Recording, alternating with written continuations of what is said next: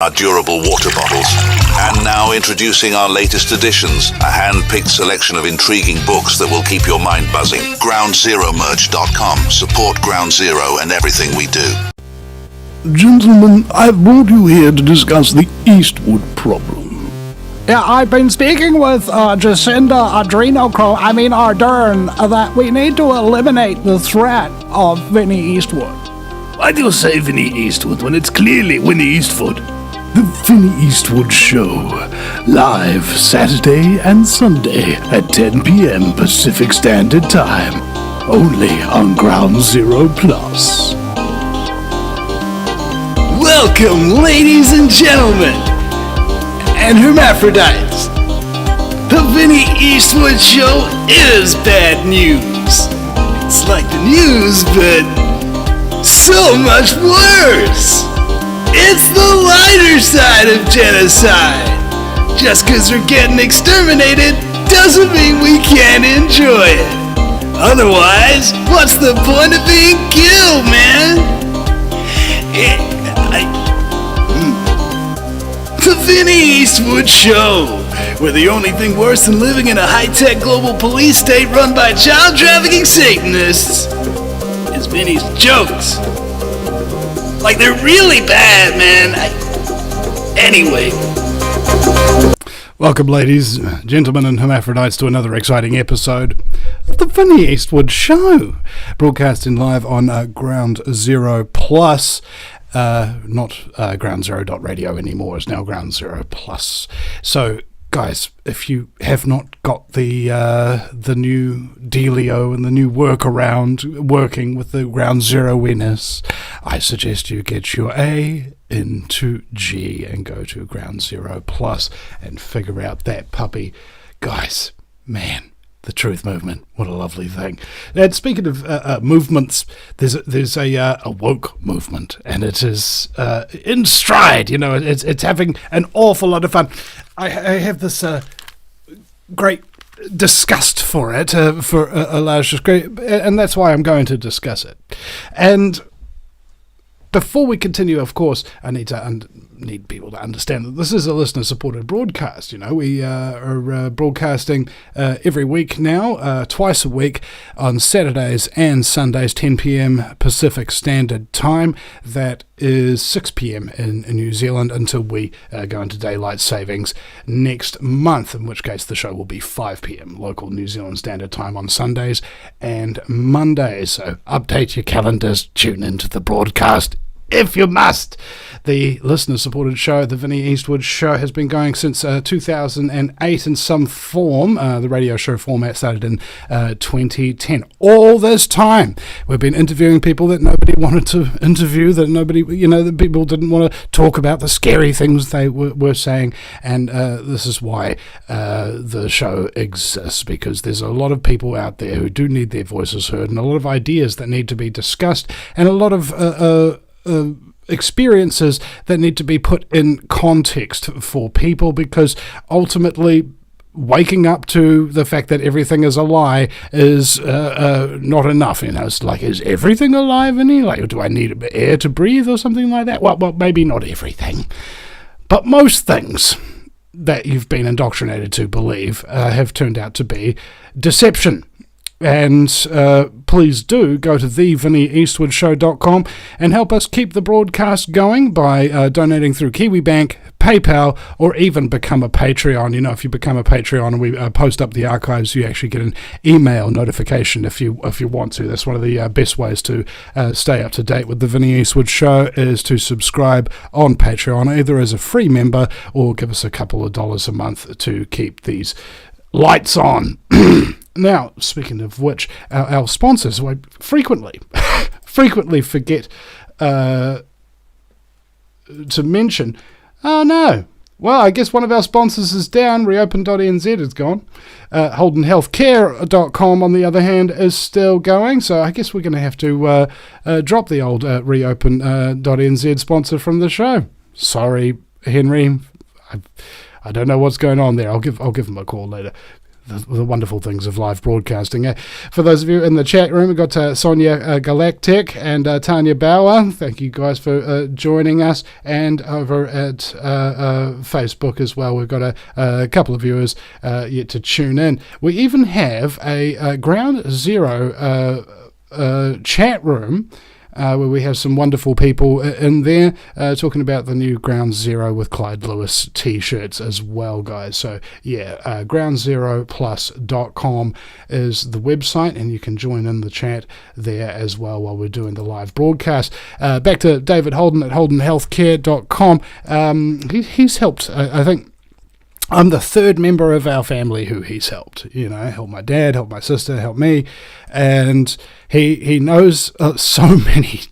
He's such a widely varied thing. He's a naturopathic oncologist, and he brings so many different modalities to the table. And at one point, he had a crew with combined 100 years plus experience treating people with naturopathic healthcare, and he is basically a expert in hard to treat cases. So if you like one of those people who's gone to the mainstream medical system and they give you drugs that make you feel worse, and then you go to them and you tell them about the side effects, and then they give you other drugs that make you feel even worse, that kind of thing.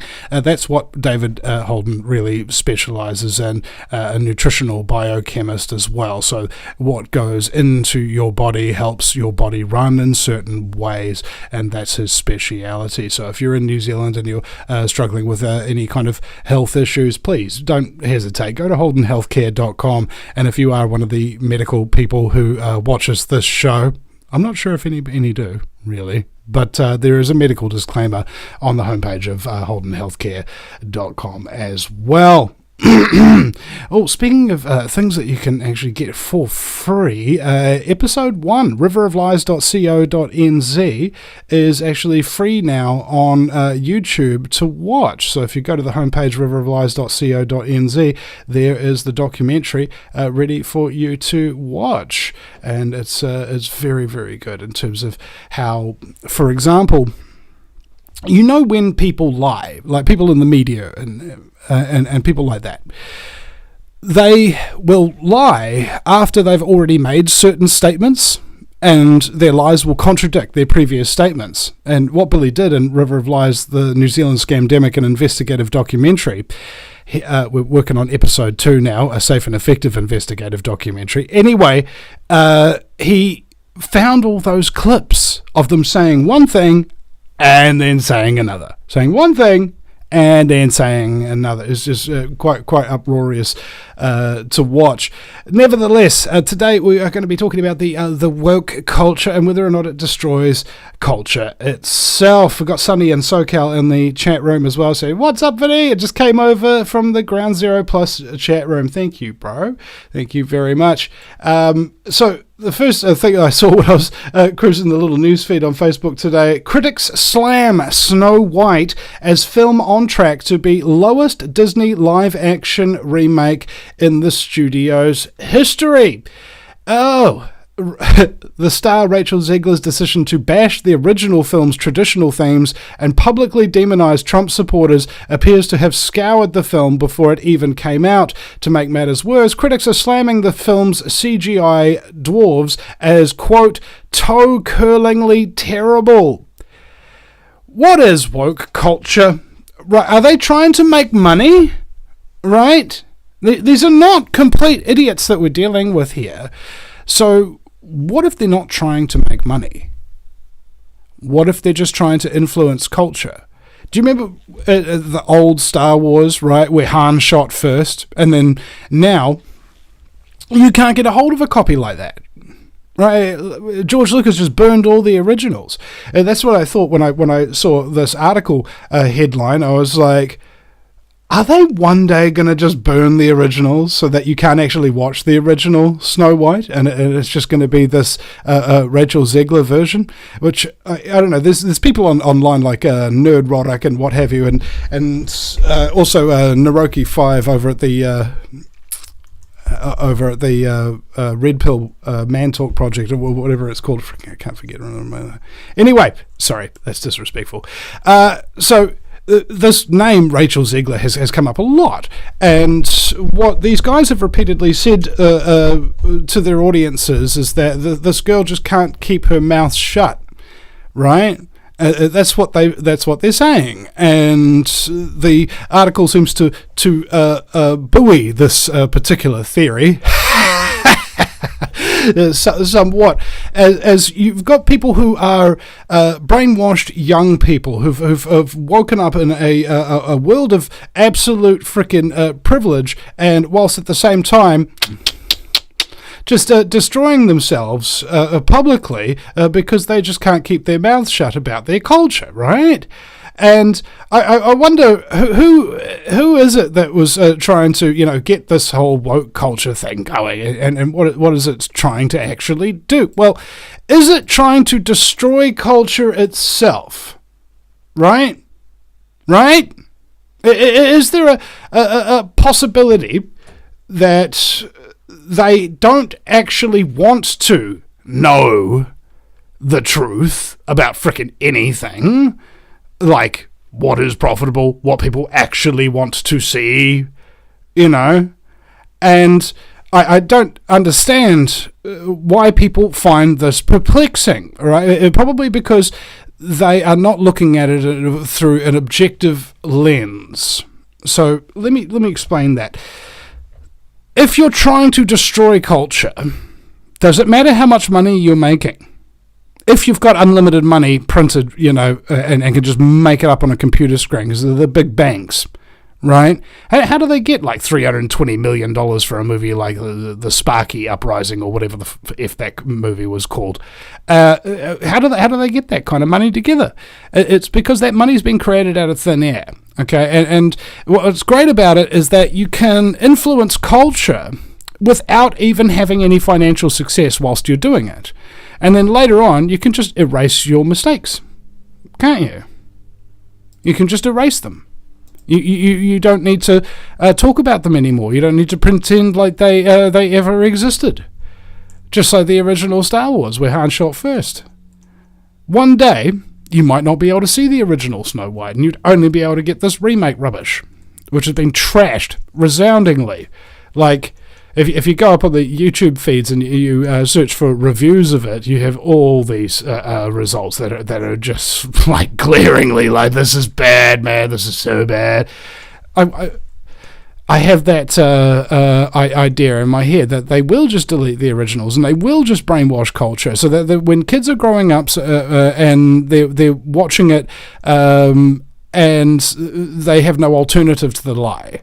Right, you can shift the culture. Also, at the same time, I remember Alex Jones's former editor, Aaron, and his wife, Melissa Dykes.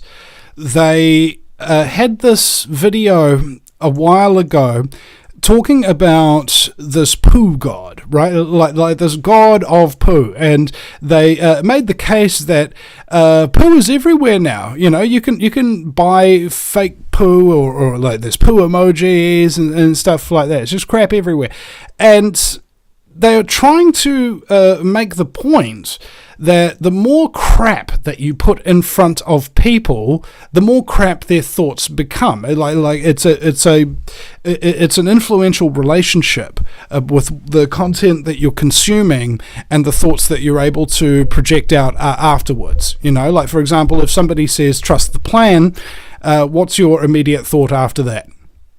No thought.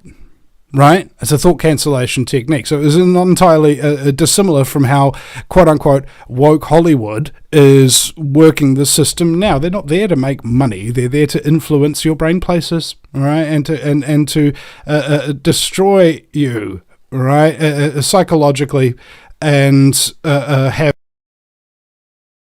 fun while they're doing it, perhaps, or at least get paid while they're doing it, right? It's like... In this article here, it says, not only is the film projected to have the lowest opening weekend among the studio's live-action remakes so far, the movie is getting bombarded with bad reviews. Quote, the movie does earn points as a bedtime story, however, because it will definitively put you to sleep. The film, a retread of the original 1937 animated classic. That's classic, by the way. What does classic mean? You know, like, does it just mean old, or does it just mean, like for example, a new film can come out like The Jones Plantation, which very few people have seen, and yet people will have these reviews of it's destined to be a cult classic, and it totally is. As far as I'm concerned, it's a classic movie. I've watched it several times, and I want to return to watching it and tell other people, go to jonesplantation.film.com and download that film, you know, and watch it. It's only cost you like $10 or something like that to get a full high-def version. It's made by the guy who wrote Government, the Most Dangerous Religion. So it's oh man, great ideas in there. Whereas if you have a look at this, remaking a classic and destroying it, right? The New York Times chief film critic Manola Dargis summed up her impressions of the film, saying it's neither good enough to admire nor bad enough to joyfully skewer. Its mediocrity is among its biggest bummers. They're making stuff that nobody really cares about, right? And it deeply troubles me, right? This is another article here. Talking on this woke subject, from the police to the Prime Minister, how adolescence is making Britain face up to toxic masculinity. Right, there's another Netflix thing. The Netflix drama isn't just a critical smash, it's a tale of social media-fueled violence to women by young boys, has forced a national debate in the UK that might lead to genuine political change. And are they going to be talking about Pakistani rape gangs and that kind of thing? They actually have a home with a blackboard outside so that the local Pakistani men who kidnap young English girls and take them to that home to rape, and then just put a mark by their name on the blackboard for how many times they've used the house to rape young British girls that week. Is that going to be in this thing, you know, facing up to quote-unquote toxic masculinity? I don't think so, right? So what we're focusing our attention on, and this media entertainment industry is trying to get people's attention on, is infighting with each other. Make things that are bad, make things that are dull, make things that enforce a narrative, all right? This is mind control disguised as entertainment. And I saw a film criticism the other day there where the movies used to be really cheap to see. It was like a couple of bucks to go into a theatre, big old theatre, and watch a brand new movie that had just been released. Couple of bucks, right?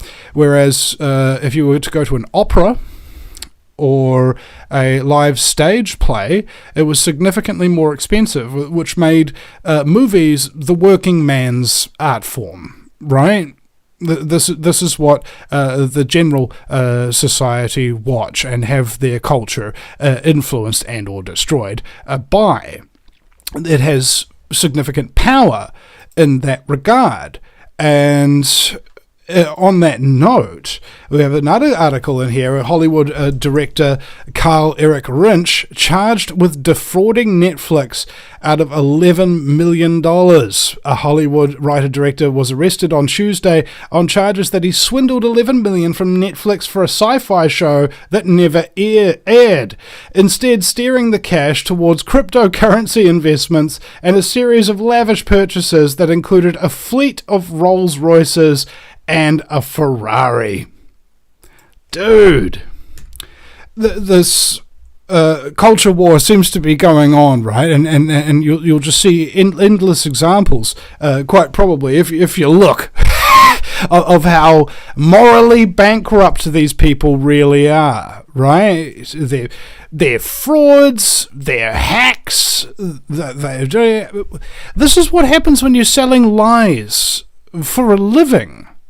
right? You become corrupted by the things that you do. If you're doing things that are good, it'll reinforce that goodness within you. You'll get better as a person, and so on and so forth, allegedly. But if you're literally taking money to do really freaking awful, boring, terrible, crappy things, people think that there's not going to be an on-flow consequence. I mean, what kind of a behavior or what kind of character traits do people have that get into these industries in the first place? I'm making a movie right now, and I'm I wouldn't say worried about the culture that it's coming into, right? But it does seem to have an air of trepidation about what industry you're going into and what its current culture is. Industries have culture, right? And thank you, Cy Stacey. She just shared the River of Lies link that I posted in Facebook to her group that has 27,000 people in it. Well, that's lovely. Thank you. And Maddie Bonnie League said, Vinny, what have men over 50 and Christmas trees got in common? The wood's dead and the balls are just for show. That's even worse than one of my jokes. Bravo, Maddie. I am swooning. Kiwi Radio NZ has tuned in. And he's got my memo with the new time slots. Thank you. That is Ralphie. He built the VinnyEastwoodShow.com. And he's saying, swindling funds happens with government contracts funded by our juicy taxes. And he's seen it firsthand when I was a contractor for the public sector. Well, see, there you go. Swindling money. It's just a bunch of thieves. I mean, do you like thieves? Thievery? So this other article that we've got here, and it's about the same Netflix drama called Adolescence. It says, quote, it reveals a terrifying truth. Smartphones are poison for boys' minds. Wow. So it's interesting. Isn't smartphones poison for everybody's minds? Like I was flipping through it a couple of times in the last day or two, and I stopped and I was like, wait, hold on a second. Do I really need to be doing this right now? Am I just distracting myself? Is this bad for me? And I put it down, right? Because it felt like it was distracting me from other things that I should be doing. And lo and behold, I wound up getting a bit of work done, including doing the new intro that you just heard before. But nevertheless, coming up to the idea of how cell phones are bad for boys' minds, I mean, it's bad for everybody, but if you're a growing boy and you've got hormones and strength and stuff like that, like it's said that a 15-year-old boy is just as capable of killing you as a 21-year-old man, and having these sort of things, like, for example, there was this young girl in the United States, I believe, who was being led away from her home by police, and she was crying. She's like, oh my God, why did I do that? I don't know. She murdered both her parents. They turned her Facebook off, and she effing murdered them before her brain had a chance to reset. Because when you're in that zone... You ever done that? You're arguing with somebody online and then somebody in real life comes up and says, hey, what are you doing? And you project that anger that you've got in you from doing this stuff on social media onto the people in real life. It's a process. It takes 30 seconds, a minute or something like that for your brain to come back to consciousness. So she just acts in a zone and just murders her parents. Imagine doing that stuff to a guy, right? Who really can kill people much, much easier than a little 16-year-old girl.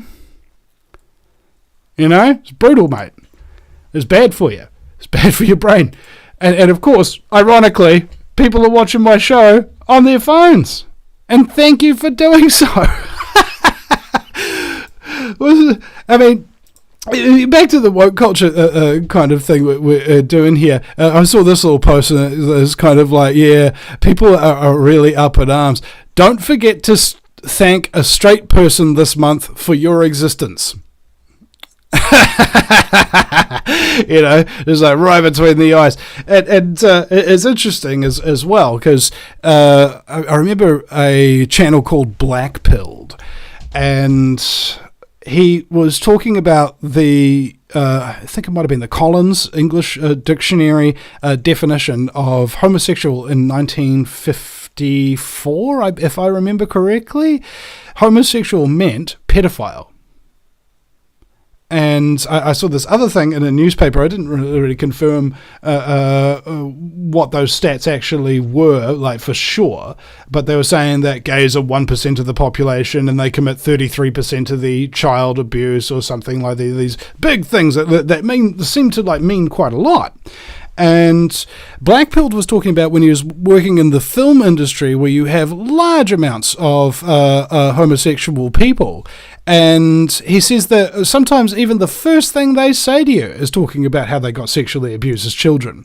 And that got me thinking, I've got complex post-traumatic stress, right? So if I see a cop, my body goes into fight or flight because they've very much traumatized me, made me go through court, blah, blah, blah, blah.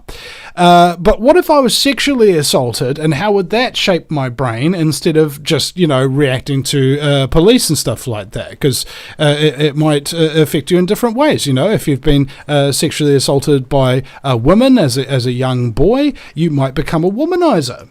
And if you've been sexually assaulted as a young boy by a man, you might become homosexual, right? That's just a thought. I don't know for sure, but we have this thing, and I believe they've got it in many countries of the world, like Pride Day, Pride parades, things like that.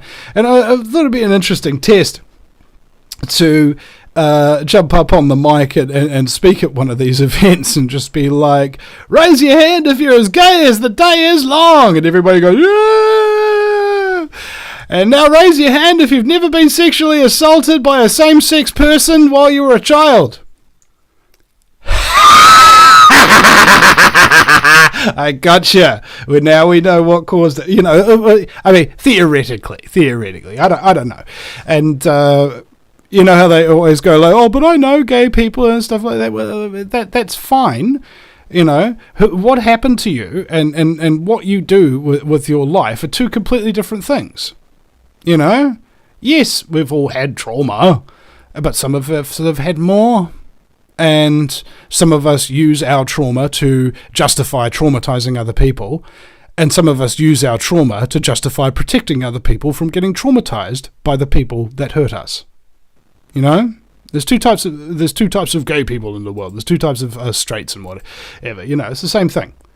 And back on the Snow White and the Seven Dwarfs remake bandwagon here, got this post in from David Curtin rather. Where are all the lefties who usually kick off when a white actor plays the part of a black person? You see? Because ultimately, these people in this woke culture are mentally ill and hypocritical. All right? I think it was Professor Ed Dutton, the Jolly Heretic, when I had him on the show here, he said that actually being left on the political spectrum is an indicator of mental illness. All right? If you believe in leftist policies, you're probably mentally ill. You're not all there. Now, is that to say that people who believe in hardcore right-wing... No! I'm just saying, just because one thing is what it is, doesn't mean the reverse is also true. All right? That's throwing the baby out with the bathwater. And Sonny in SoCal admits that he's the one that's using his smartphone to watch my show.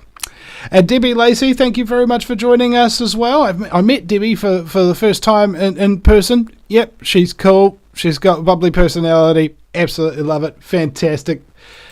Now, this one's a little bit funny. Copenhagen installs high benches that represent the height of where the water level will be in 2100. Now, what's funny about that is that they'll still be out of the water then. Like, what are we going towards? There's these boom and bust cycles in economics, like people understand that, but they don't understand that the climates have boom and bust cycles. They have warm periods and cold periods, There was the Little Ice Age, there was the medieval warm period where they grew grapes along the Thames in England or something like that, like it was frickin' Tahiti. Maybe not Tahiti, I'll use the wrong reference there. Like it was frickin' Italy.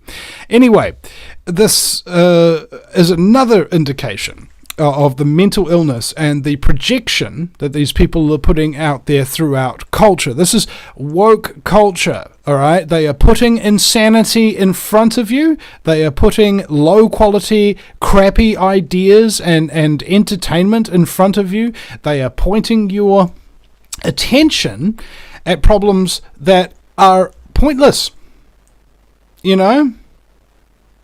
Absolutely pointless to try and solve. And that means that mentally ill people who don't want to investigate into things, who don't want to understand issues, will get a cursory glance. And because that cursory glance does not give them enough information to understand the subject properly, they will then give in to fear. All right? A lack of knowledge makes you afraid of something. This is why when people first become, quote-unquote, awake to stuff, they appear to go a bit crazy. I remember this is a joke of mine, the wife will go to you, "Hey, honey, do you want the cupcakes with the yellow icing or the purple icing?" And the husband goes, "9/11 was an inside job."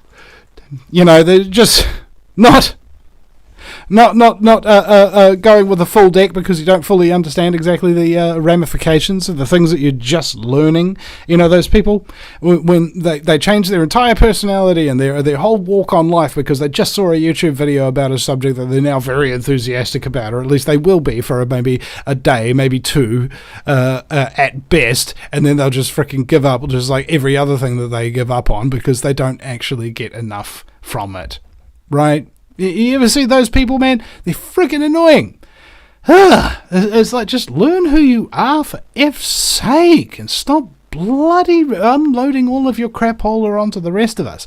Now, here's another interesting article. Quote, nuanced.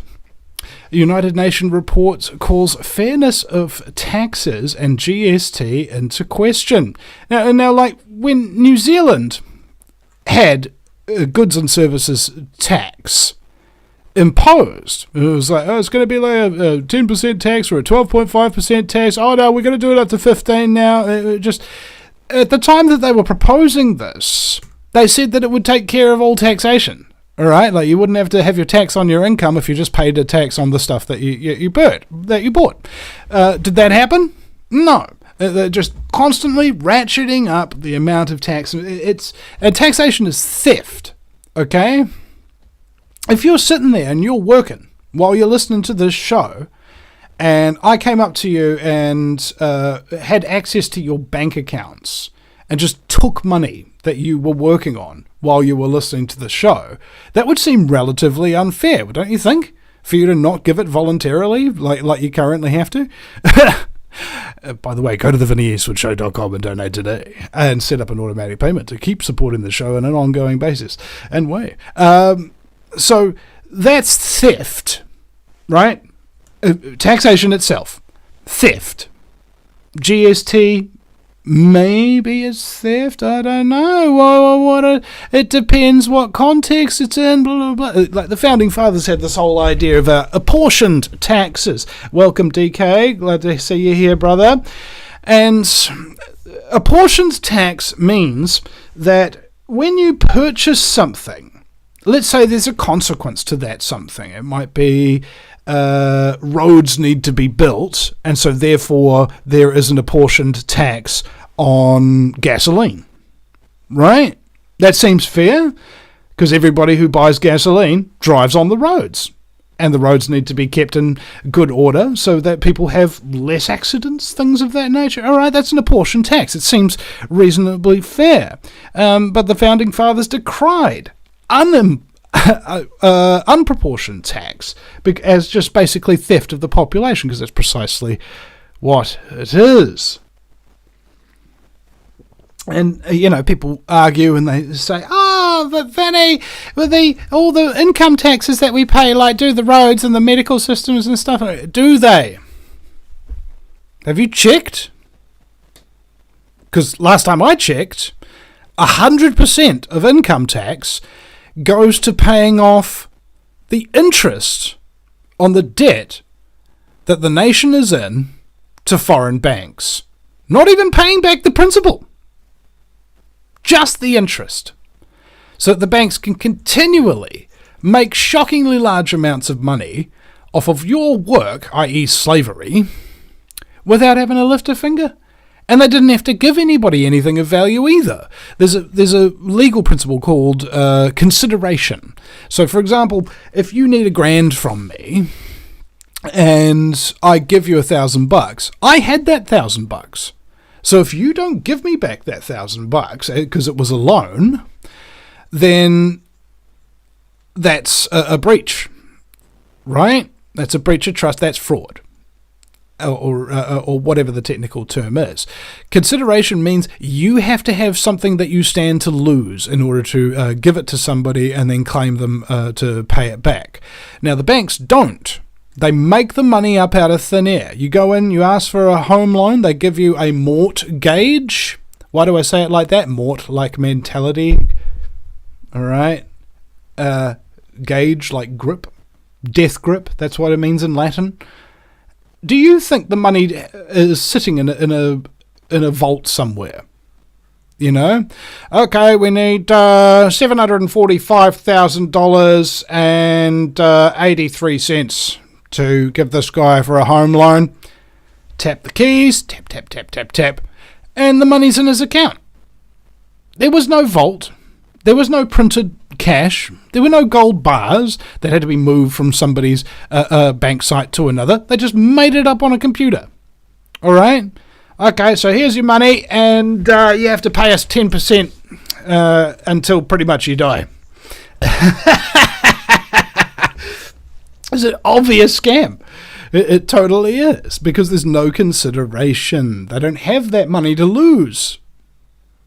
Which means every time they get a loan, it has to be backed by your signature. Your signature on that dotted line is all they need to make money up, and they do it all the time. Right? We're drowning in money that doesn't exist. I think, how much printed money have we got? It's sort of like 1 or 2% of the total money in circulation is actually physical cash, right? And they want to get us into this cashless society and all of that kind of thing. So it's something that should be very concerning.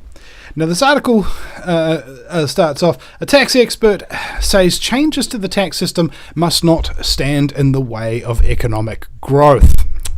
A UN committee is calling on countries to ensure tax policies are being applied proportionally to the wealthier individuals. Right, there you go. There's your communism. Oh, you've got money. Oh, I didn't earn it, so I want to steal it. Thank you, United Nations, for appearing so fair and just, taxing the rich. Now, there's an idea behind this, right? So, I think it's Arnold Schwarzenegger who said once you've gotten a lot, your job is to give back. Right, and he did, served his country as governor. I imagine the pay cut was quite significant. But when it comes to this, it's a little bit different. I saw another meme the other day talking about Jeff Bezos and Elon Musk, and they had very, very wealthy parents. Okay, and it stated that there is no such thing as a self-made billionaire, right? All these people came from somewhere rich to start with, and they had a leg up, all right, an unfair advantage over the rest of mankind when it came to making their money. The UN says its regressive and ineffective policies can disproportionately affect already disadvantaged groups. But PricewaterhouseCoopers partner Sandy Lau told Andrew Dickens, while fairness is important, it's a complex issue. She says company tax rates need to be competitive to attract foreign investment. Not entirely dissimilar from how former Prime Minister Sir John Key, I hate having to say that. I still get a thing in my throat. Say it with me now, Sir John Key. Sir John Key.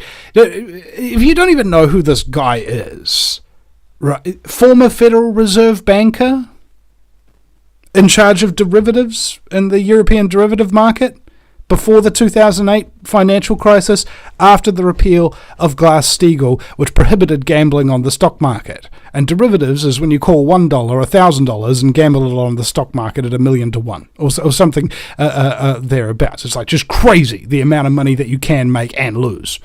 And that's what happened. This entire freaking bubble of debt come up and just burst and just destroyed absolutely everything. This guy admitted on breakfast television in New Zealand that he and people like him helped to cause the 2008 financial crisis. And he gets elected in 2008 as Prime Minister to save us from this crisis that he helped cause. Okay?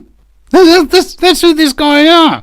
And they've got no scruples, man. They just, psychopathic people have absolutely no shame, no guilt, no remorse, nothing of that kind whatsoever. I mean, why would they? It would stand in the way of them making money, getting power, and telling their freaking endless lies in order to get what they want, which is power and control. They want it, and they'll get it for you, sooner or later.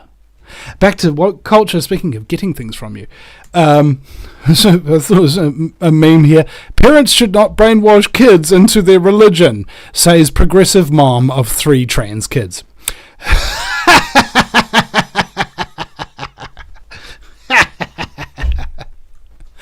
Remember I told you about the mental illness that people actually have. It's freaking unbelievable, bro.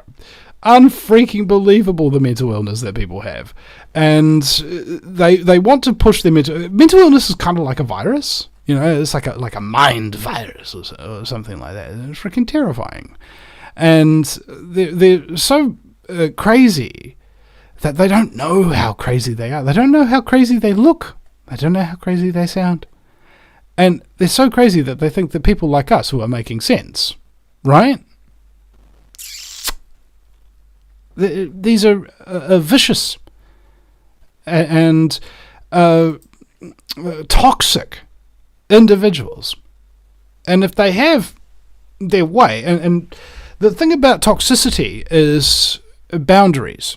Okay, if you're dealing with a toxic, mentally ill person who goes back on their word and everything that they say, can't trust what their behavior is going to be one day to the next. They could be nice, they could be kind of thing. It addicts you to their personality, because you're always chasing the dragon. You're trying to get that good side of their personality to come out. What if I just do this and the other? It ain't going to work. All right, because people like the former Prime Minister, John Key, and Dame Jacinda Ardern as well. I say, oh my God, I got the same lump in my throat when I say Sir John Key and Dame Jacinda Ardern. I've got to stop saying that. I've got to stop saying that. You know how Sir Peter Jackson became Sir, right? I mean, John Key, he got the country, what was it? We had 8 billion in debt, I think, and he got it up to over 100 billion. And added another 112 billion in off-the-books derivatives debt. All right, that's what he did. And, okay, all right, we have to give you a knighthood, mate. That's just fantastic. You see it, Johnny boy. You frickin' cracked it, mate. And Jacinda Ardern overriding...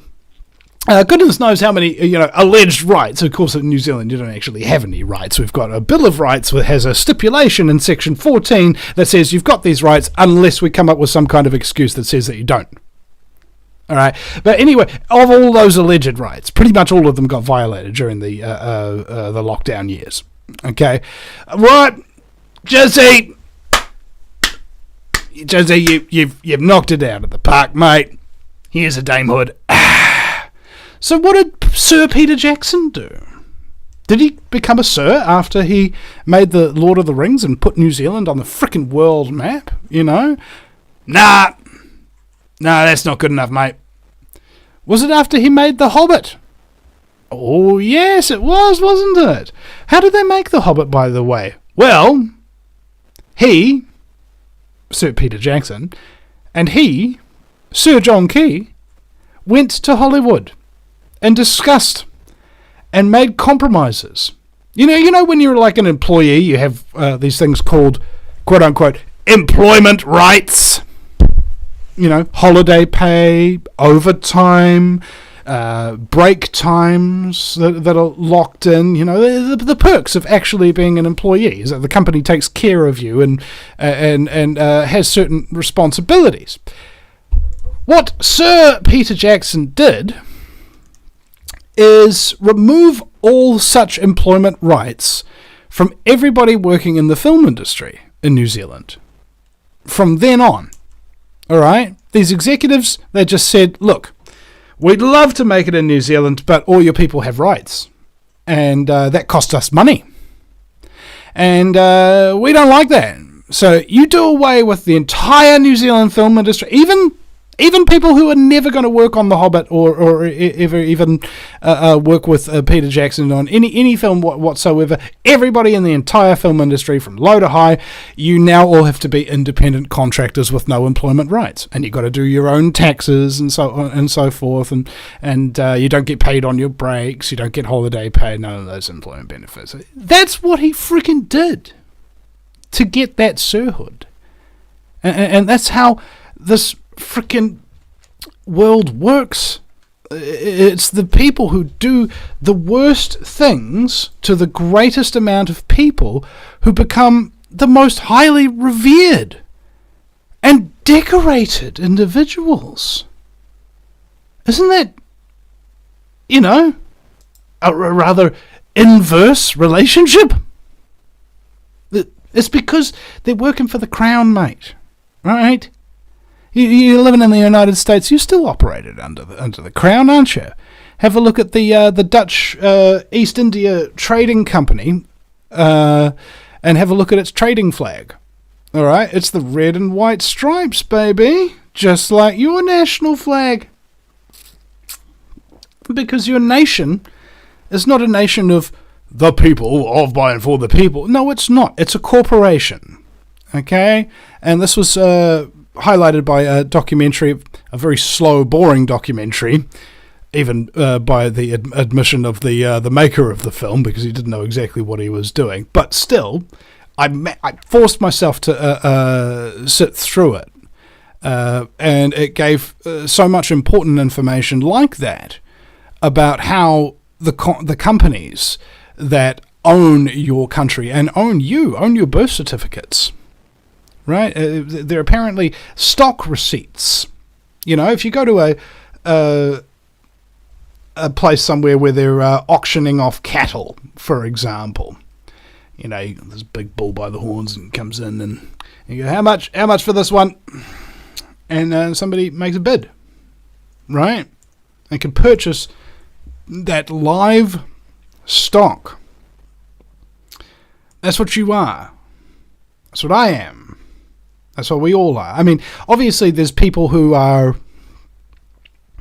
have made significant efforts, and suffered quite significantly, by the way, in order to bring that to light and consider themselves free.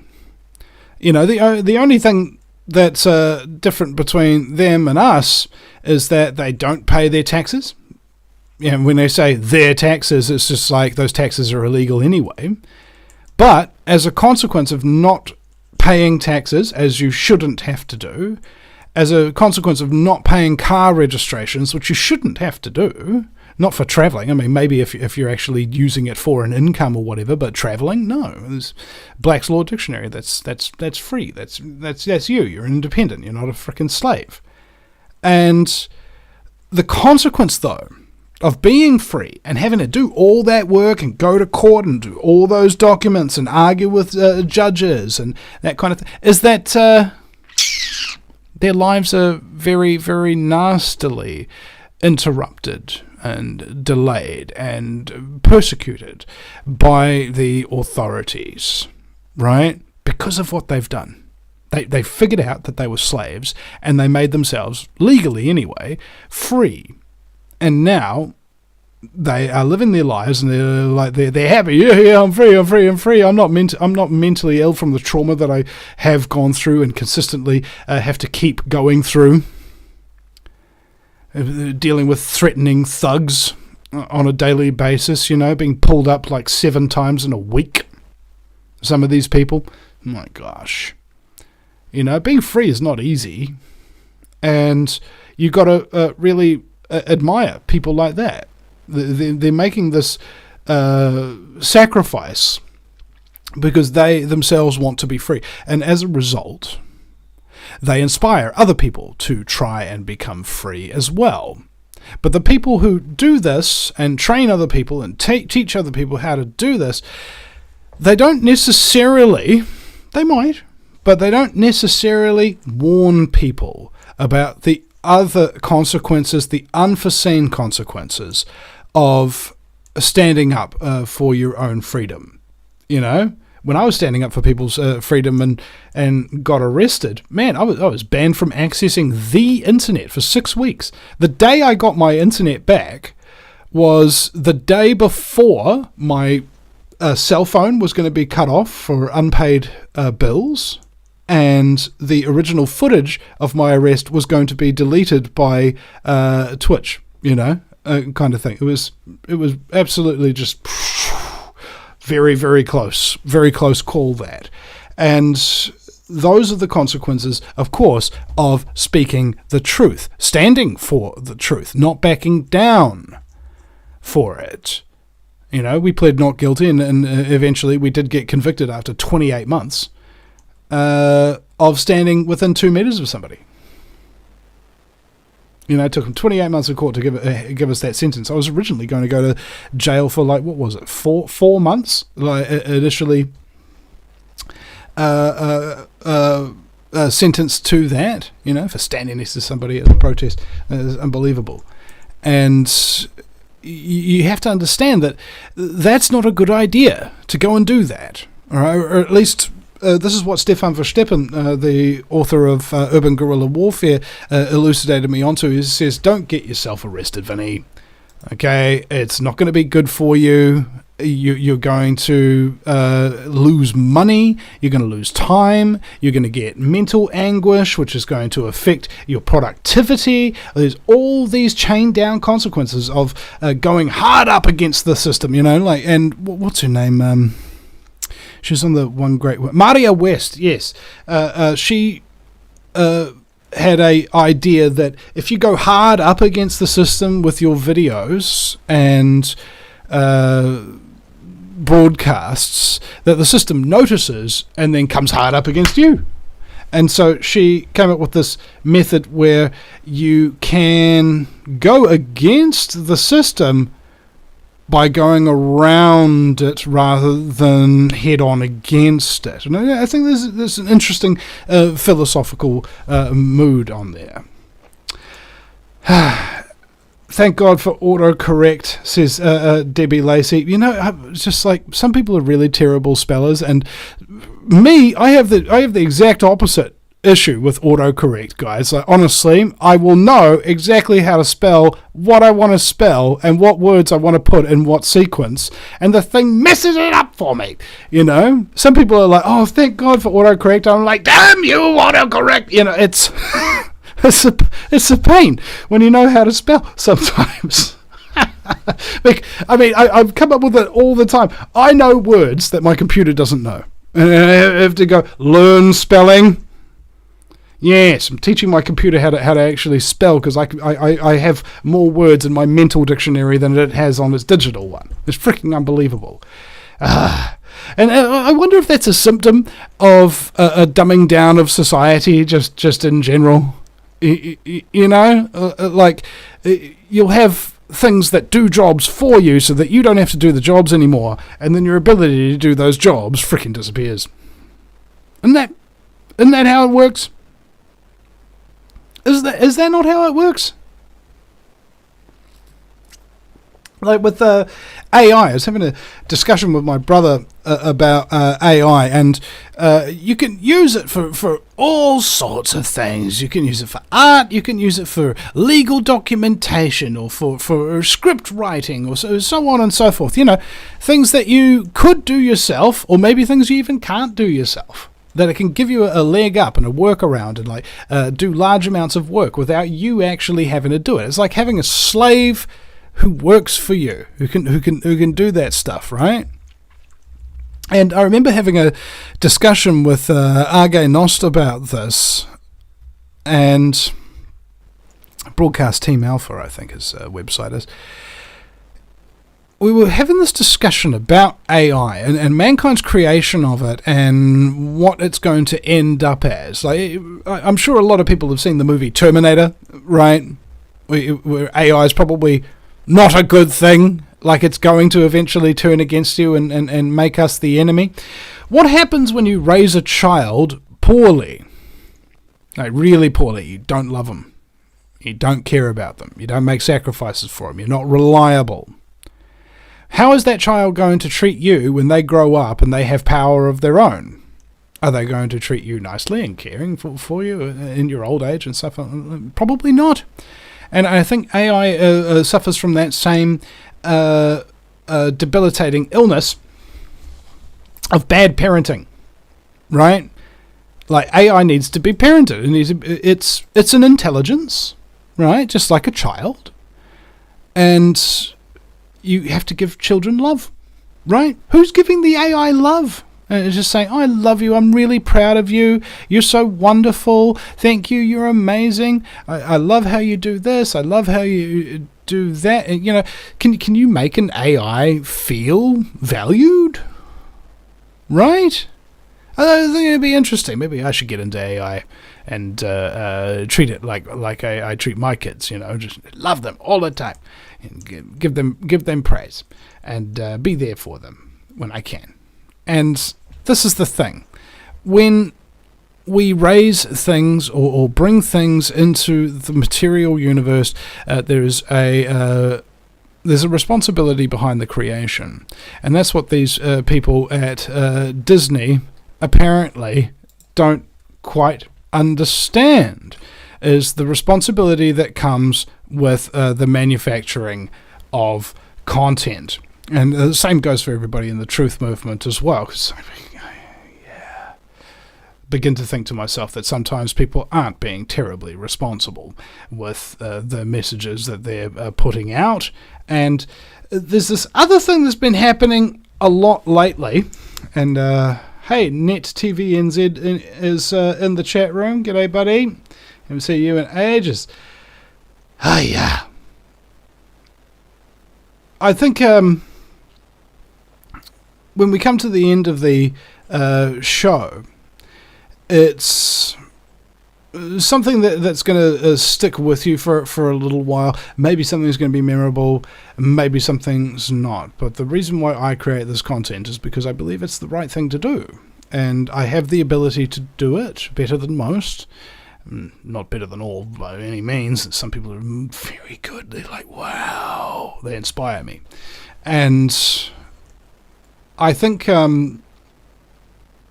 it's part of my responsibility to just kind of remind you of some of the things that maybe people don't remind you of as much as perhaps that they should.